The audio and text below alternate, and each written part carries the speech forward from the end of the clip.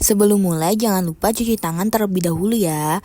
Kemudian, masukkan 500 gram kacang kedelai ke dalam baskom dan cuci menggunakan air yang mengalir. Setelah itu, cuci kacang seperti gerakan yang ada di dalam video.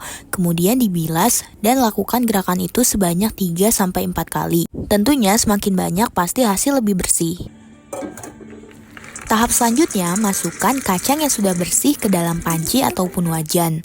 Kemudian, masukkan air secukupnya sampai batas penuh panci atau wajan tersebut. Setelah itu, rebus dan tunggu sampai kacang mendidih. Selanjutnya, tiriskan dan dinginkan kacang kedelai. Jika proses pendinginan ingin lebih cepat, lakukan step yang ada di dalam video, yaitu kacang dialiri dengan air mengalir. Selanjutnya, kita masuk ke dalam tahap pembersihan kacang kedelai. Rendam kacang lalu bersihkan kacang dari kulit ari-arinya. Proses ini penting karena menentukan kualitas dari tempe itu sendiri. Setelah kulit ari-ari terkelupas, buang kulit ari-ari, serta harus hati-hati agar kacang kedelai tidak ikut terbuang. Tahapan selanjutnya, rendam kacang kedelai yang sudah bersih selama 2 jam. Setelah 2 jam, buang air rendaman tadi, kemudian rebus kembali selama 40 menit atau sampai kacang kedelainya empuk. Jika dirasa kacang sudah empuk, matikan api, kemudian tiriskan dan dinginkan kembali. Pastikan juga tidak ada kacang kedelai yang tersisa di dalam panci ataupun wajan rebusan. Setelah dirasa kacang sudah dingin, masukkan ke dalam tempat ataupun wadah yang cukup besar.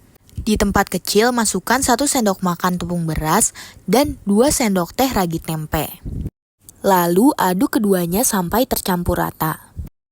Langkah selanjutnya, masukkan taburan ragi tempe dan tepung beras ke dalam kacang kedelai yang sudah tersedia. Pastikan seluruh bagian kacang terkena taburan itu ya.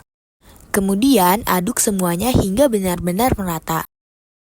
Setelah itu, siapkan plastik yang berukuran sedang, lalu masukkan kacang kedelai ke dalamnya. Pastikan kacang kedelai tidak memenuhi seluruh plastik. Kurang lebih bentuknya seperti ini, jadi masih ada ruang di dalamnya untuk pertumbuhan jamur. Dalam 500 gram kacang kedelai, kami dapat membuat kurang lebih 3 bungkus plastik tempe. Setelah itu, pres plastik menggunakan mesin pres, atau jika tidak ada bisa menggunakan lilin. Tahapan selanjutnya, buat lubang dengan menusukkannya menggunakan tusuk gigi di bagian depan maupun belakang plastik. Pastikan lubang tidak terlalu banyak maupun terlalu sedikit. Tujuan tahap ini adalah agar mikroba bekerja dengan maksimal. Kemudian, tempatkan dan susun plastik-plastik kacang kedelai tersebut di dalam tempat yang dilapisi dengan kain agar kacang kedelai hangat. Lalu siapkan tempat yang gelap dan masukkan kacang kedelai. Jika sudah sehari, kacang kedelai akan mengeluarkan keringat.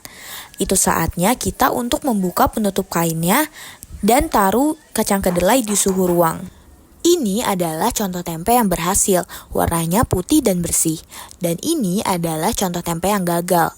Ia akan mengeluarkan bau busuk dan warnanya coklat.